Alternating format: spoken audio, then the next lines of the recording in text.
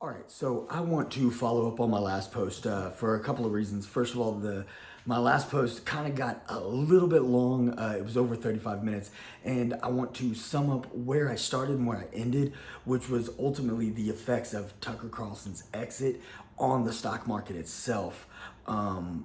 Because there's a lot of noise, there's a lot of stuff going on, and because of that, I went into so many details and things, and I talked about a lot of different aspects throughout my last post.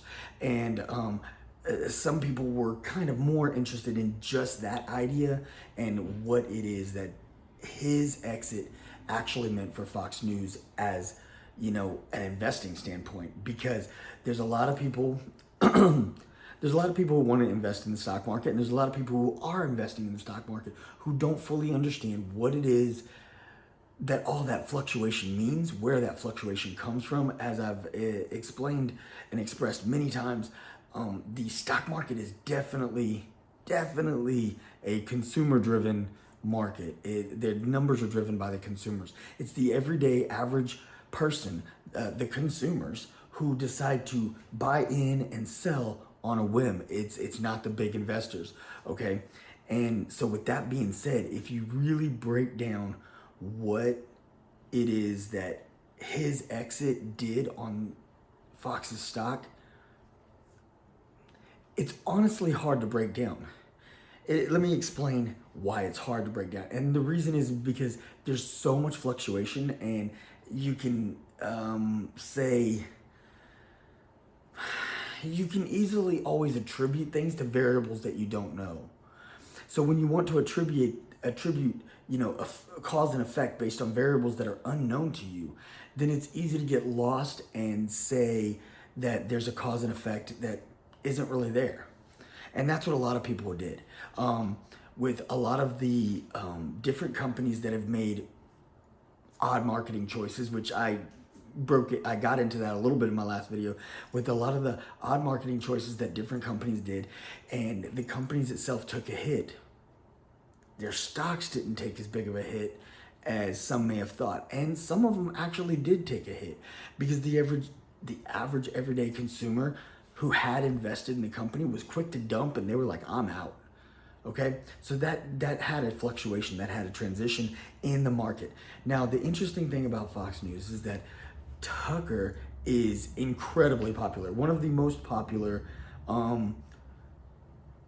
he's one of the most popular people in news media anywhere.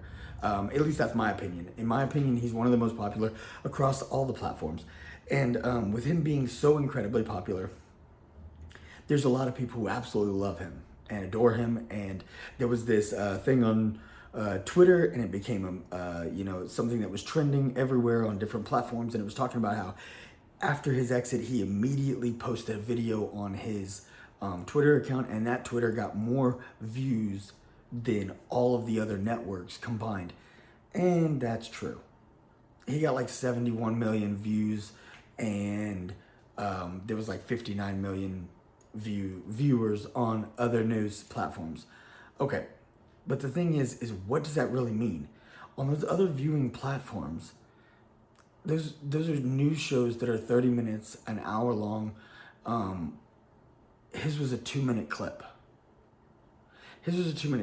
And so there was a lot of people who were excited to tune into that 2-minute clip. It was 2 minutes. It wasn't an hour. Now, would he keep all those 71 million viewers for an hour? Maybe, maybe not. I don't know. I can't really say. Again, variables unknown. But what I can say is, did it affect the stock market? There's been lots of little blurbs and headlines and posts on social media everywhere talking about that Fox just blew it. Maybe they did. Maybe they didn't. But a lot of people said Fox blew it and referenced the stock market. Now that's where I disagree. Because at the end of the day, maybe they blew it. Maybe this is a bad term for Fox News. Maybe it is. Maybe it's not. My opinion, honestly, regarding Fox News and regarding Tucker Carlson isn't relevant, nor is yours at this point. Because right now we're evaluating the stock market, and the stock market is real simple. like I said, those numbers, what you're buying into is a piece, a fraction of the company. And when you own a fraction of that company, yes, you're buying into a piece of a company that you believe is going to have growth and you hope will continue to do well. And some of those companies do exceedingly well, and that money continues to grow for you. But some of those companies don't do well, and people continue to buy in because they believe that it's going to turn around. And so, that money, that's the company's going down, but the stock market's going up. And it's a weird anomaly.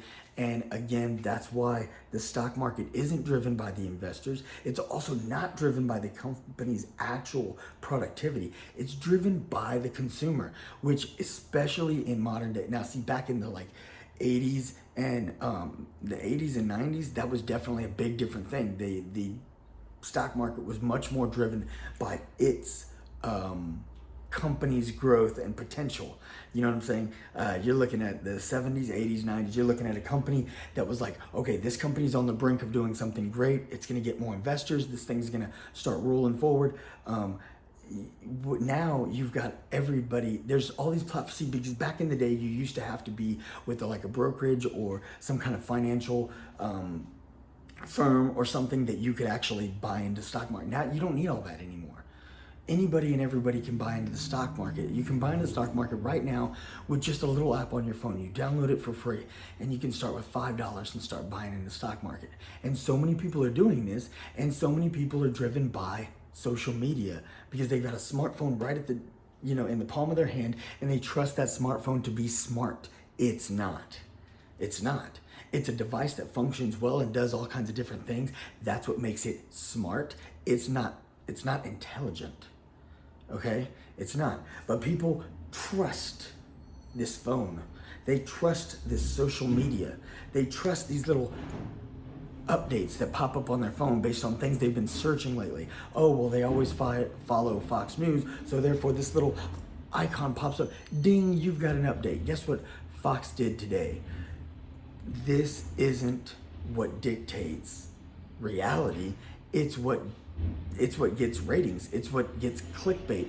It's what draws attention. It doesn't mean that this is where the company's actually going, and it doesn't at all mean that's where the stock market's going. Now, there's, like I said, a lot of people, it was trending, it was everywhere that Tucker Carlson's exit was going to plummet Fox News' stock. In the last year, first of all, let's get to the reality of what many different news corporations are in the stock market. They go like this. They're up one day and down another, and up one day and down another, and up 1 month and down another, and up 1 week. It's so fluctuating. It's absurd. I would never buy into one of these. I wouldn't.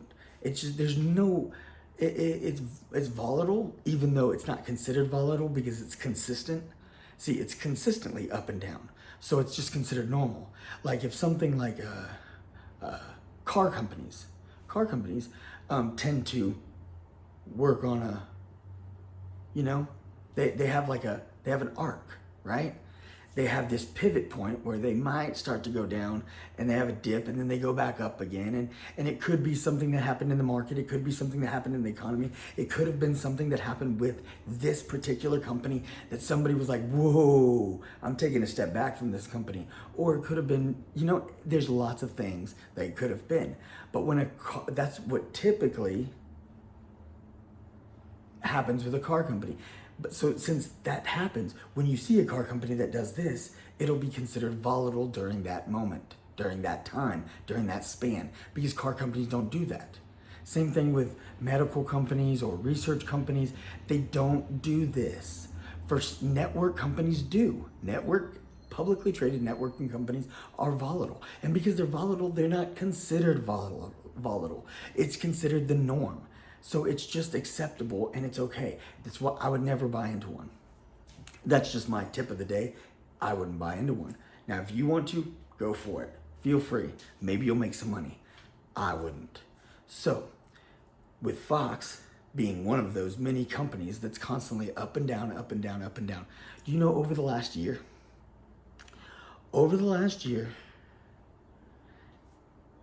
It is down 7.64%. Fox Corp is down 7.64% in the last 12 months. That's interesting, right? So over the last 12 months, it's been slowly inching downward. Even though it's still been going like this, its starting point and its now point is slightly lower. But only 7%. I don't know, only 7%. 7% seems like a lot. With a lot of companies, 7% is huge. Some companies, it's not. I'll tell you this, with Fox, 7% is pretty substantial. Nobody wants to lose 7%. Nobody ever wants to lose 7%. Even like I said, even if we're dealing with a company that's 7%, how much is it really? It's huge, it's 7%. So in a month, okay, in the last month, it's only down 1.2%. So over the last month, it's actually doing slightly better than it has been for the last year. So does that give some shareholders a little faith? I don't know. That maybe it's okay, maybe it's gonna be fine, maybe, maybe. Again, I don't trust these stocks. Obviously, people do. Now, what's really interesting is Tucker's only been gone a matter of days. And in the last week,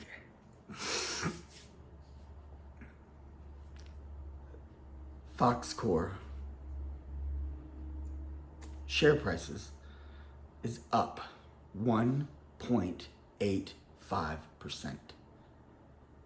So, as many people love Tucker, as many people dislike Tucker, there's a lot of people who do.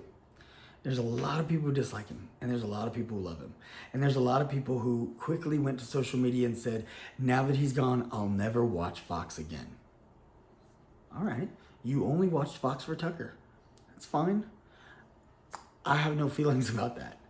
I will tell you though, for these people who are jumping on the bandwagon and, getting this trending on social media that Fox just made the biggest mistake because their stock will plummet. No, Fox may have made a mistake because they may have lost viewers. Now, did they get sued recently? Yes. Is Tucker a part of that lawsuit? Yes.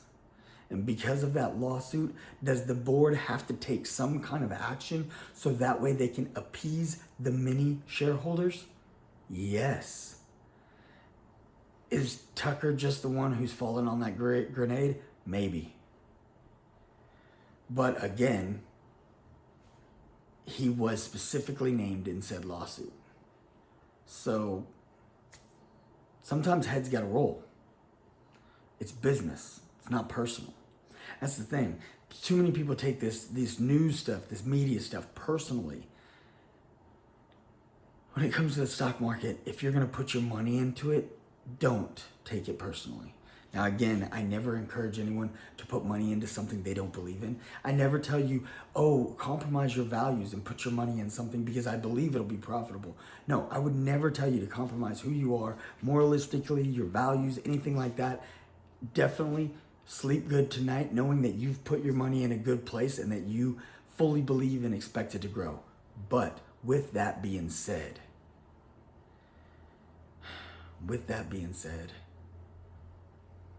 don't get emotional over the stock market. Don't base it on a figurehead of a company. Don't base it on one employee of a company. And unless it's huge and it violates some of your moral code, don't base it on one action of a company. If you put your money into it, ask yourself, why did I put my money in there in the first place? Did you buy in because you were buying into Tucker? I mean, really? Tucker's not Fox. He's a personality. He's an employee. At any given moment, him, just like anybody else, could be released. I want you to take away from this that the stock market's not personal. It's not an emotional driven thing. Money doesn't have feelings. When you're protecting your money and investing your money, don't invest with yours. All right, I hope this helps. I hope this clears up a little bit because like I said, in my last post, I was a little bit all over the place because there was so much to unpack, and I think there's still a lot more details I could get into and give more examples from different companies and different things that are happening in the stock market and in the world. But ultimately, I think this sums up the point regarding the whole Tucker and Fox situation. And again, this is not an endorsement for Fox or for Tucker or against either. This is only my analysis of how it actually affects the stock market and what you should take away from the stock market and stop taking away from social media. Stop basing your investments and your money on blurbs, sound bites, and little headlines that ultimately you've never verified. All right. I hope y'all have a blessed day. I hope y'all keep doing well. Have a, just let's get out there and make our money work. You know what I'm saying? All right, y'all get cocky and let's get it done.